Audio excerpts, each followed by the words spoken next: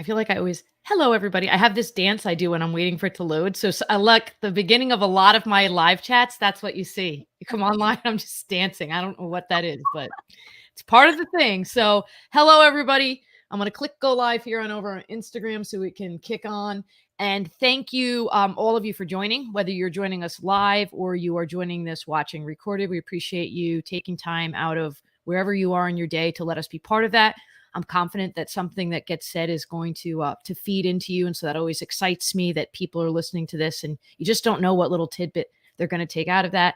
I'm here with Dr. Yasmine, and so a little bit of backstory before I have her tell you a little bit about herself and what she does. We are in a group together, and so we've had opportunities to interact both online and in person in the past, but never really have been able to have an extensive conversation because there's always been other things going on. Although I feel like the golden nuggets that I get out of our brief little interactions are something you sometimes need a longer conversation for. That said, I'm just really excited about having this time with you and having this conversation. I think that you bring such amazing insight and compassion to the world in what you do. And that's obviously going to make more sense to folks as they hear about it.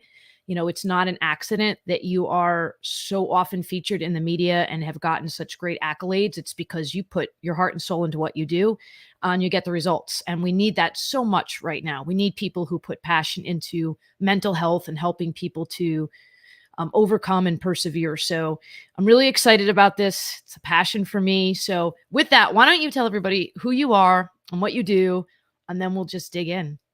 Well, first, thank you, Deb, for offering this platform. You are awesome, too, and I feel so excited about this conversation. So hi, everyone. I'm Dr. Yasmine Saad. I'm a top 3 rated psychologist in New York City, and what makes me a bit special, different, is I use ancient Eastern wisdom to cure modern Western problems. So basically, with very little information, I help people very fast. I feel we're in a society where we need healing and we need holistic healing, and it doesn't need to take so long. So I like to a bit like ignite everybody's, journey into the well-being. So that's a bit who I am. Yeah. You did a really good job of summarizing in a few words. I was thinking, like, how is she going to cover everything that she does? I mean, I have your bio available for everybody. I didn't want to take up too much time reading that. I figured everybody could kind of read that. And I was like, I wonder how she's going to do it. But yes, I think, one of the things that I found just intriguing about you right out of the gate is there's a lot of body language that comes in the interaction with you. And I'm guessing that might even have to do with some of your, like what you're talking about, the way that you interact with people, right? The way that you lean and the way that you, when you're speaking, there's like movements of your body to it. So you can feel that you're really very present in the moment. And that smile, like if not everybody that's watching this is smiling right now, I would be amazed because you just have such a vibrant, contagious smile. Do you feel like when you look back over your life, right, prior to you becoming a professional in this regard, has that always been something that you've really been kind of gifted with and were aware of, or maybe you didn't realize it until later, that ability to really emotionally connect with people, like you said, relatively quickly? Yes. So my mother would describe, I was born with a smile on my face, and she would say I'm a ray of sunshine.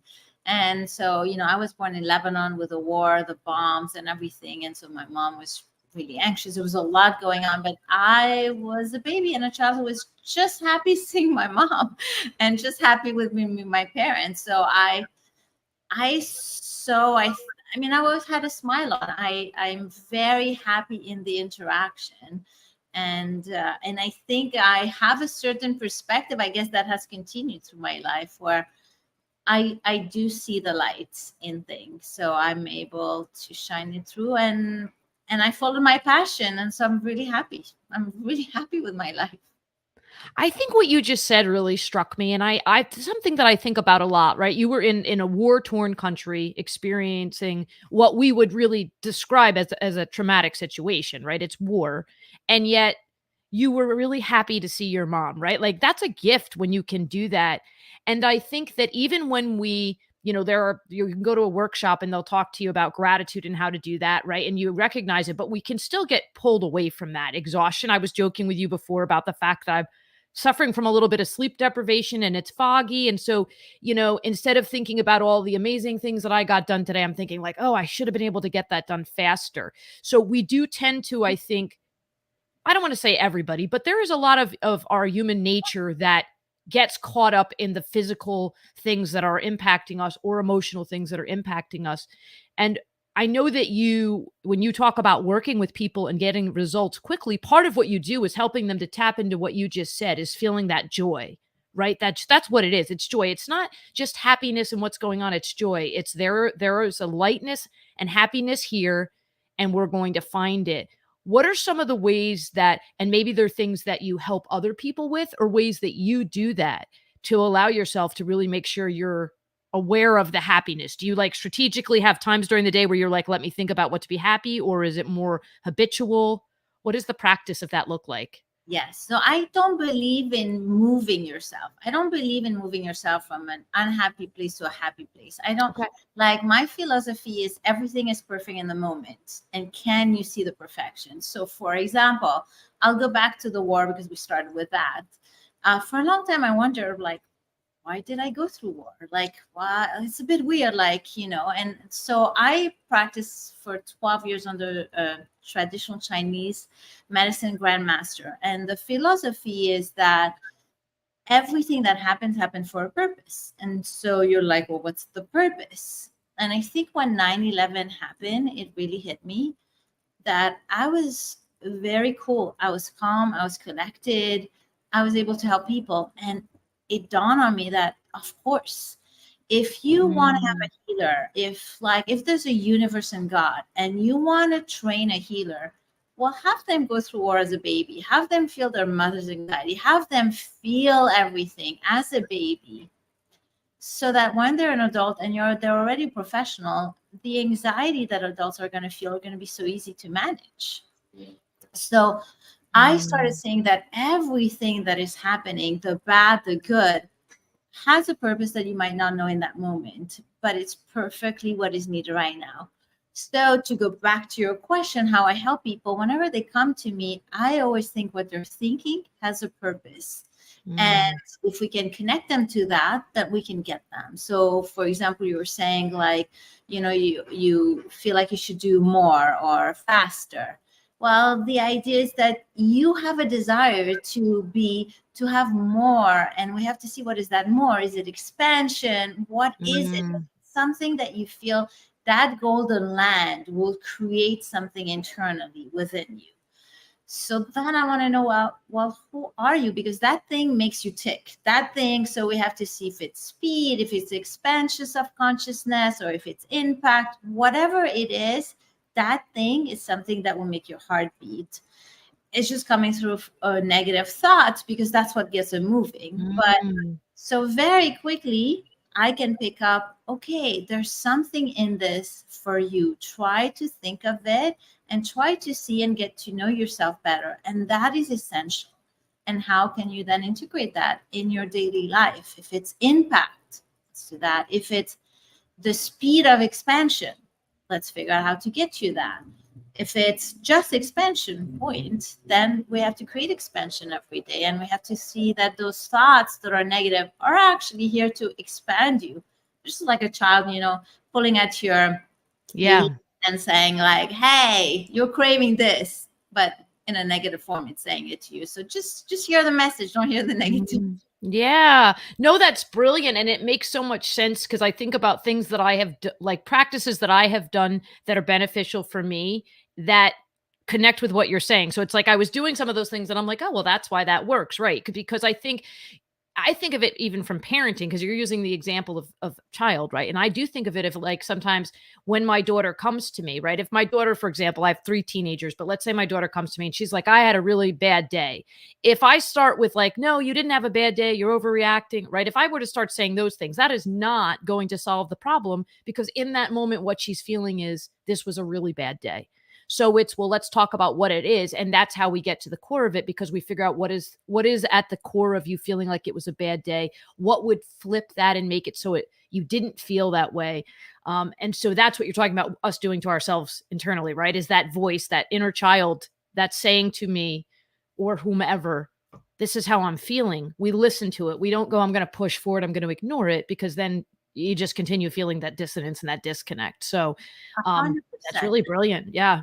I will go one step further, which is what you said is, well, let's figure out what it is that you don't have it.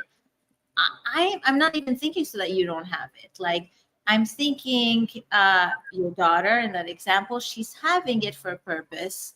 And there's two things here. She's having it and she's communicating it. So I'm first interested in the communication, because having it is one thing, but here it's communicating. So I often think, like, she's communicating it to you. Is it, and you can tell from this is where the nonverbal comes into place.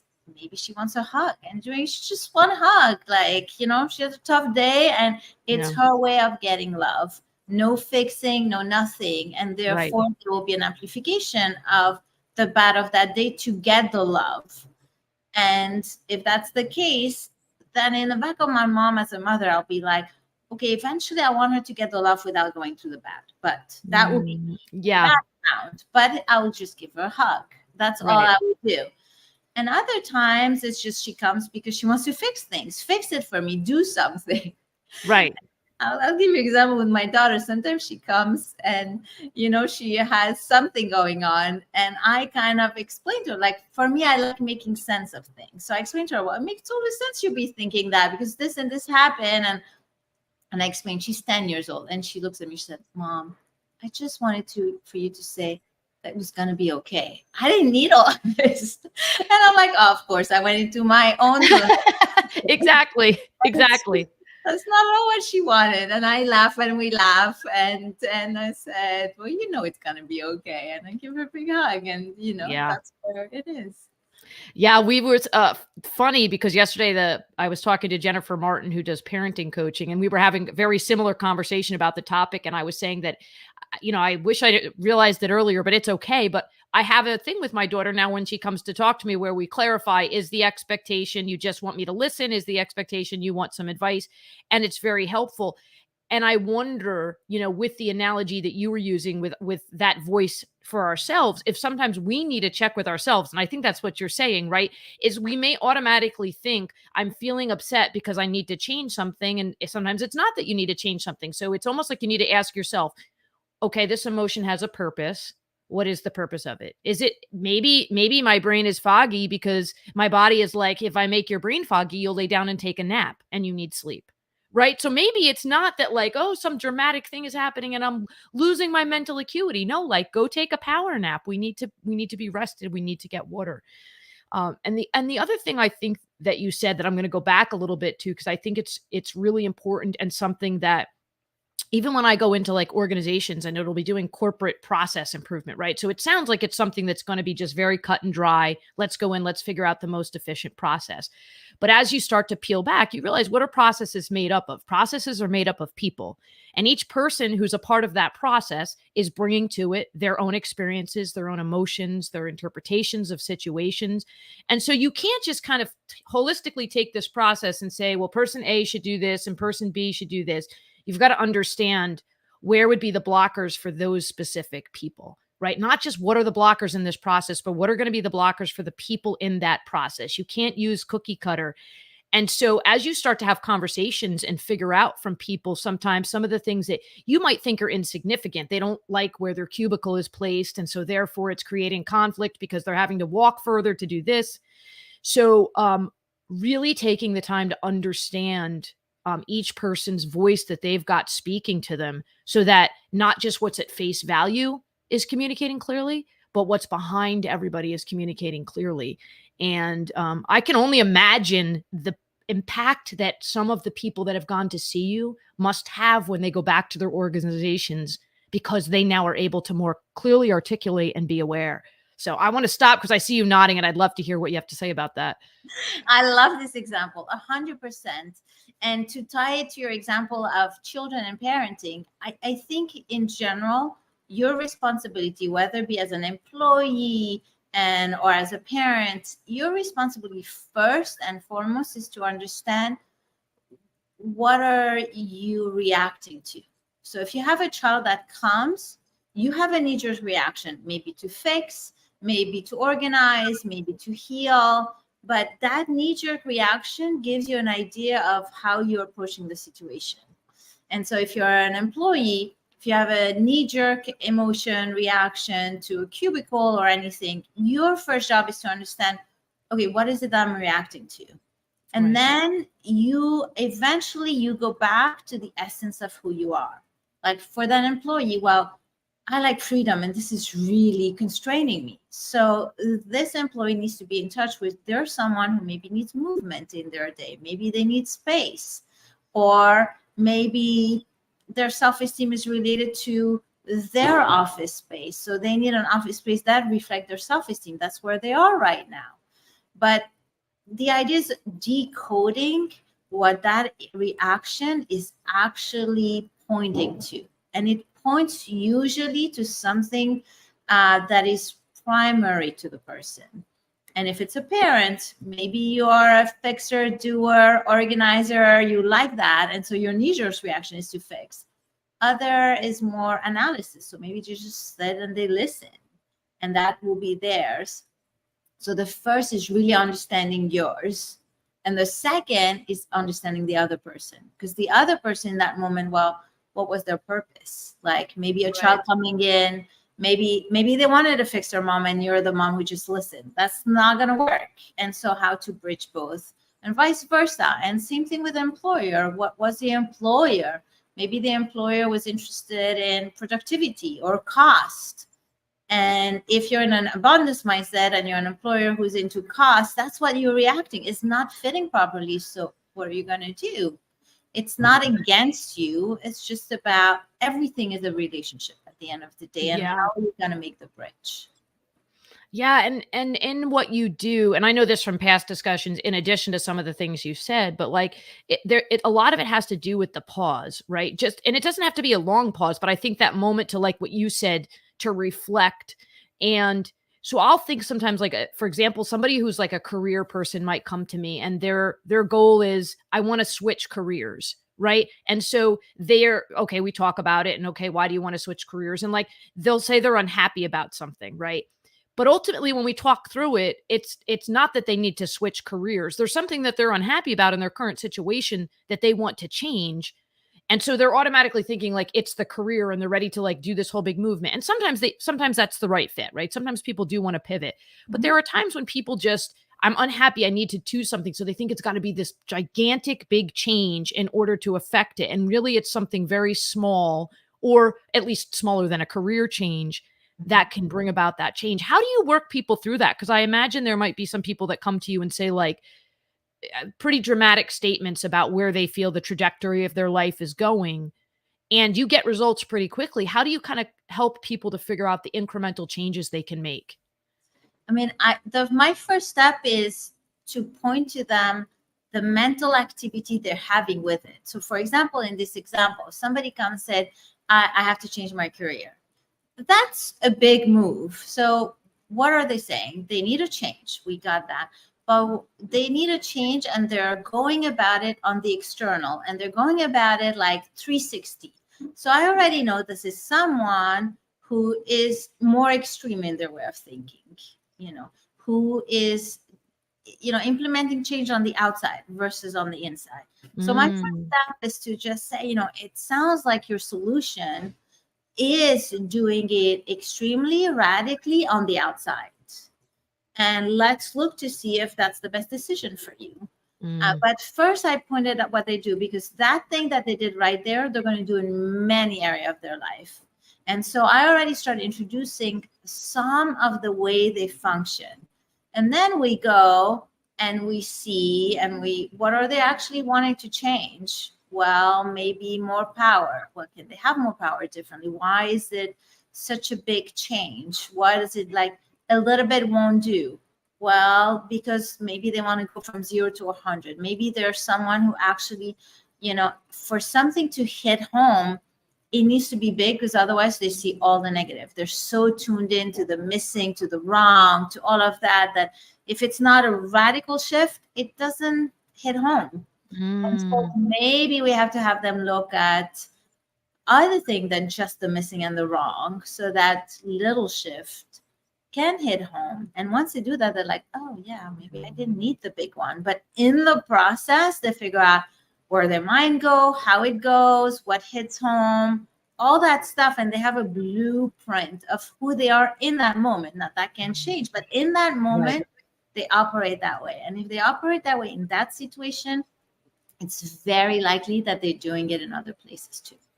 Yeah. So you're looking at it more comprehensively, because you don't just want to help them navigate that situation. You want to help them find a plan that's going to help them navigate similar situations where they have to make decisions and they don't get big at the same time. Yeah. I think that that's great. I think it's hard as a parent sometimes, because I think when children meaning, all the way up to, I would think, age 25, right? I mean, although your children are always your children, but when your children come to you for advice and they're looking for guidance and stuff like that. And it's hard because we've got a little bit more of the big picture because we've been through life, though our experiences were our own.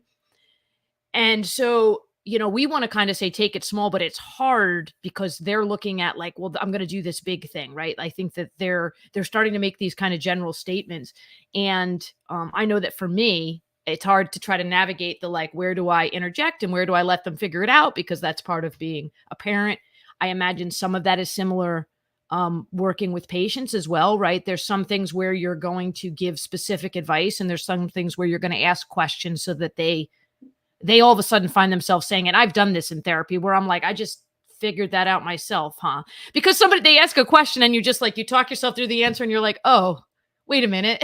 So I guess that's tricky too. Like, right. When do you say, this is what I think you should do, versus when do you ask them the right questions to get that out? That's a tough skill.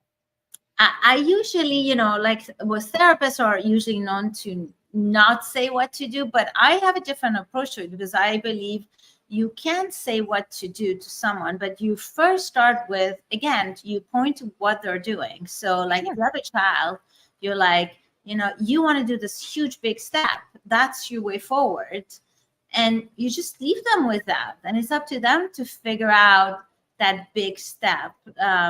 Like if you have a worry and you have to communicate that worry because you don't feel at peace as a parent, then you can add, in my experience, I prefer the small steps, but, you do you. I just want to share that. And then they're left with, okay, they have their way and they have your way. And it's up to them to figure it out. And that's usually what it's going to be. The big picture for me is always what's happening in life is always a creation of your mind. It's always a creation of your mind. So I always look at where you tilt, where you go. Do your pendulum went right? Did it go left? And there's a purpose for it going left. And so I'm very much into respecting the journey while pointing to certain things.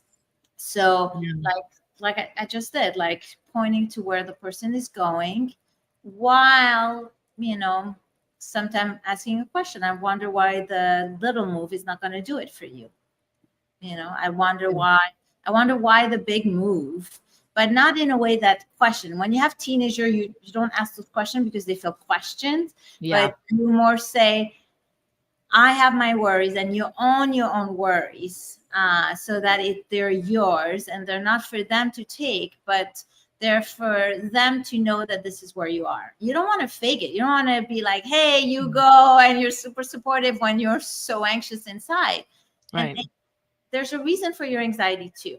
It's potentially that your child is so on one realm that you're holding the other realm, and you have to express that as your duty, but not putting on them that you're the one holding it. Yeah. Yeah. Tough. It's yeah. I mean, I hear it. And I mean, there's days where you feel like you're like, oh, I really did great with that. Other days you're just like, man, I was not operating at my capacity at that moment. The other thing, going back to you were talking about trauma, and, I can relate in the level that I had a substantial trauma in childhood. And I've often felt that when people will say to me, like, how do you exude so much joy? And how are you able to find the light in things? And I see the correlation in some way, maybe similar to what you're saying. It's like when you're in those dark places and you're able to find light, that ability to find light sticks with you. right? So you're able to carry on that, like, I know that there's got to be some happiness in this situation. I know that there's going to be some joy. And it's not necessarily like I'm making light of things, or that things don't bother me or things don't upset me, but I'm just very similar in the regard of there's purpose here, because I can, looking back, see such beautiful ways that some of those very tragic and difficult circumstances have made me have some of the gifts that I really appreciate about myself, and I've been able to help other people with. And it can be hard for people sometimes, I think, when they're not yet at that place, when they're going through the difficult circumstance, and they're not on the place where they can kind of see that that's got a purpose. And even still, like, there are days where you're having a bad day. I mean, I don't know that anybody's capable of just feeling great all the time, but I really try to be mindful of that. And I really try to model that for other people, without making them feel like you should feel good about this difficult circumstance you're going to, but also to help them understand that there is another side to it.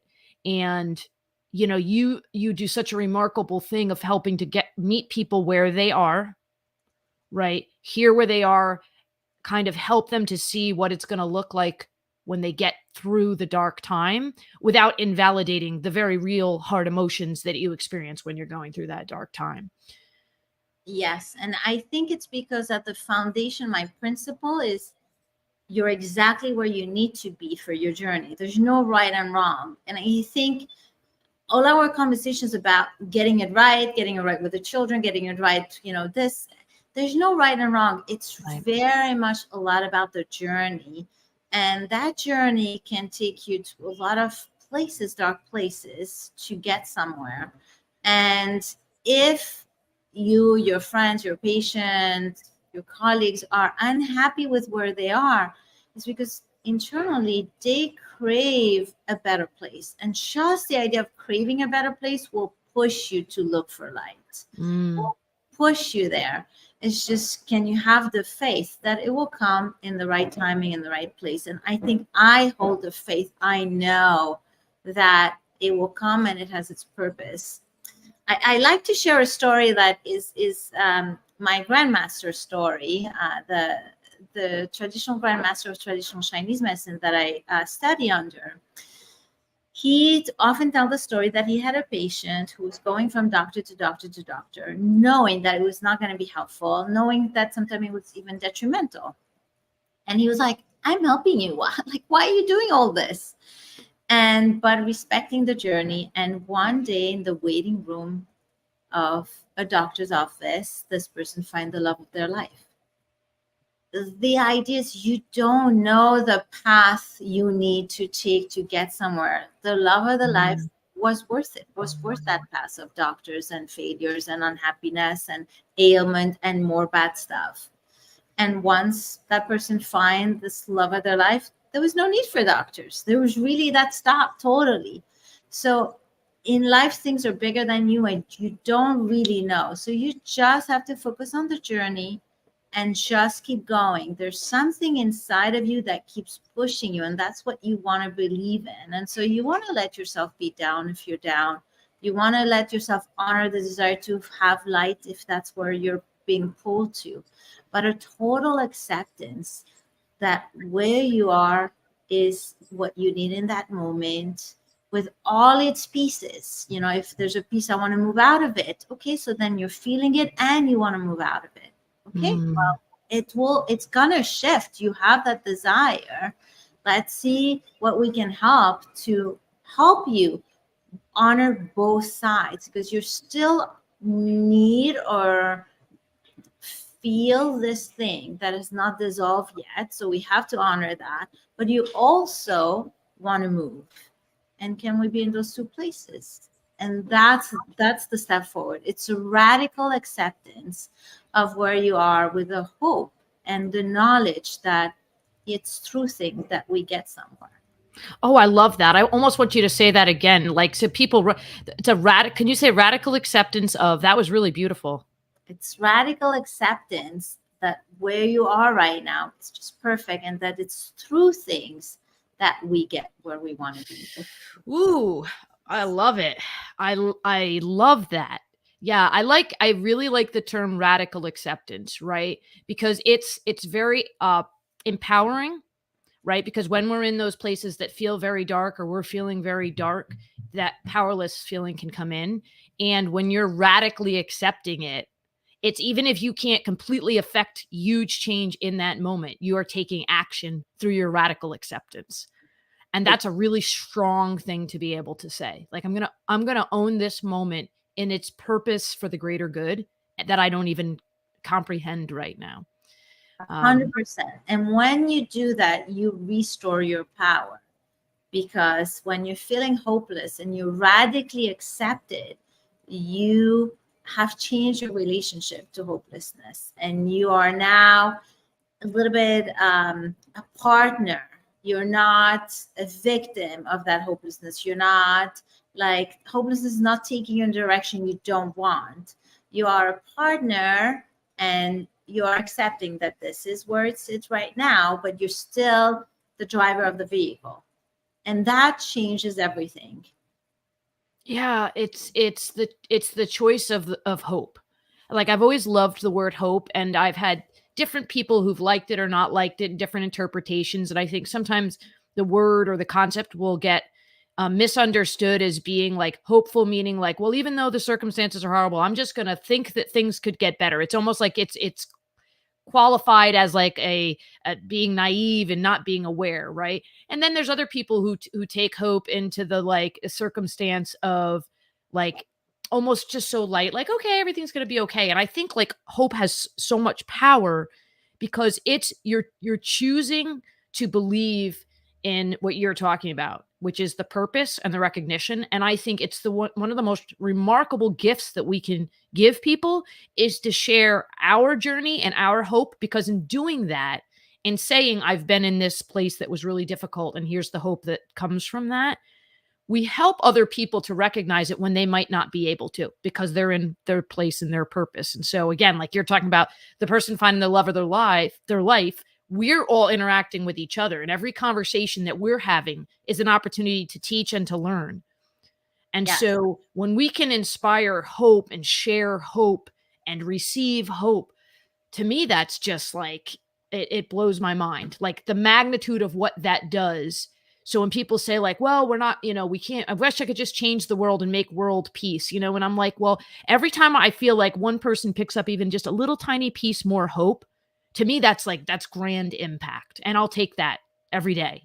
That I type of impact. love that you say that, because what I do is exactly that, which is helping people have radical acceptance. And when you have radical acceptance, you're at peace internally. And when you have peace internally, there's no war, there's no fight. And that creates a peaceful world, because you are at peace internally. And if every single person was at peace internally, yeah, and to help people understand this concept, because the problem is what you said, the hope is seen as it's out of touch with reality, it's not real, it's that. Take the other side, you're hopeless. And that's where my specialty comes. I help people really decode their emotion. What is hopelessness? Hopelessness is you have decided to, that there's no more light in this. And why would you unconsciously decide that? Because it's protective, because having hope is more painful. And a lot of people do that if I have hope, I'm constantly deceiving myself and I'm constantly going to be hurt. So to protect yourself, you have decided to turn the knob off on the hope so that you be protected. When you see hopelessness that way, you see hopelessness as your entry gate for protection. It's not really that you don't have hope. It's that you decided that this place is more a protective place. And this is very much about your ability to protect yourself. And so then you can radically accept that this is not just about hopelessness, but this is about your way of protecting yourself. And if you wanted to change that, you could. You just have to protect yourself differently. So once you have that analysis, you create a little space between you and hopelessness, and you know what it is about, and you can play with it and you can be in it, but you don't feel as powerfully because you know what you're doing, and it's a protection. Right. So that changes everything, because then you can be in the dark and not feel the dark or not have to fight with the dark. Not, you kind of know what it's doing, and it's an acceptance, and you shift it whenever you want. Yeah, so hope doesn't really become the opposite of the dark moment. It becomes embracing the dark moment in gratitude for what it's playing in your purpose. Right? That it's like you said, you're where you need to be. You're always where you need to be if you live into it. Yes, and hope in this case, hope, you can access hope if you find another way to protect yourself against darkness. The moment you find a different way, you do no longer lead hopelessness, and so you can have hope. For another person, it will be something different. For another person, it'd be in your zone of power, that you decide to go in hopelessness, because when you're in your zone of power, you feel attacked, you feel different things. So you decide to not be in your zone of power. Therefore, that creates hopelessness because there's no more strength. And therefore, in order to access hope, you have to heal your relationship with being powerful and being protected. And once you do that, you can reach hope. So for everyone, there's a reason why that hopelessness is there. It serves a function. If you can really understand what it is, you can decide to stay in it or change it. But it's like it's not darkness and light. It's not like bad and good. It's just okay, it's a form of protection that I need right now, that is serving a function for me. I'm paying a price for it. I'm dimming my light, but in exchange, I get safety. That is always where we're always exchanging a cost for a benefit constantly. Okay. And people decide what are the costs they want to pay for what benefit. That's all it is. It's so simple, but so deep, right? But when you think about it like that, if you can remind yourself that in any situation, what you just said, right? The cost benefit, it really helps you to kind of step back and feel the control. So I could talk for hours, but it's been 37 minutes and I want to make sure. So real quick, well, you don't have to say it really quickly, but how do people get in touch with you? I mean, obviously anybody who caught even part of this is like, that's why she's one of the top ranked people. So, how do people get in touch with you? What's the best way? Well, my website, my group practice website is it's Madison Park Psychological Services. So it's madisonparkpsych.com. Basically, what we didn't tell people is I train psychologists, and I hire the top 5% psychologists that graduate every year. I train them, and then they work in my group practice so that people can deliver this efficient way so they can have access to the therapist in my practice. If they want me specifically, just request me. I don't see patient one-on-one, but they can hear about me on all the social media platform, a little bit everywhere.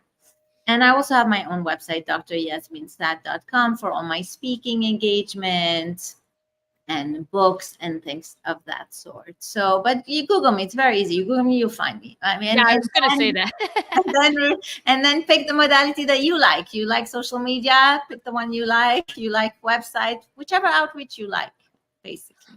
Yeah. If you Google you own Google. The name Deb Harrison is so popular, and I have all kinds of jokes I say, but like I do not own Google. There are a lot of Deb Harrisons. I'm going to be doing something fun with that coming up in the near future with the Deb Harrisons, but you Google you and you're 10 pages deep before you find anything that's not you. So I love it. And that's because you're putting so much out there into the world, right? I mean, you really are kind of like a walking example of hope and that smile and that joy.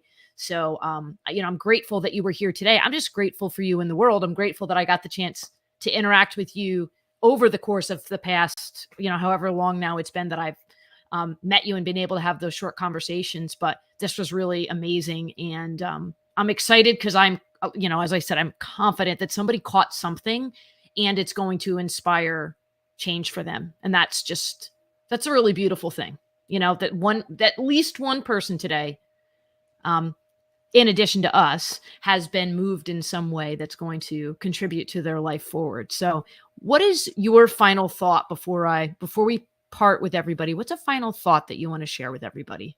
I mean, I first want to thank you because, you offer this platform, that is your mission. I'm just stepping into your mission. So if people get impacted, thanks to you, so thank you to you, let's give credit where it's due. Thank you. And that's what I want to tell people. Let's give credit where it's due. And it starts with you. It always starts with you, that you have everything within you, to heal you, to help you. You're made of beautiful talent and beautiful things, even if you don't see them. So if you need someone like me to help you decode what's happening in your life, in your mind, in your body, so that you can see this, just reach out. But it's all within you and you have it.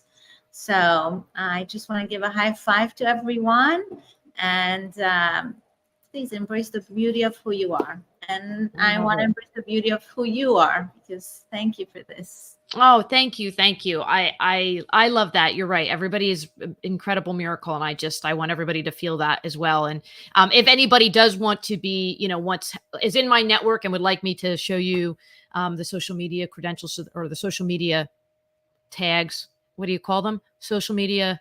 I can't think of the name of the word. The thing that comes after the at.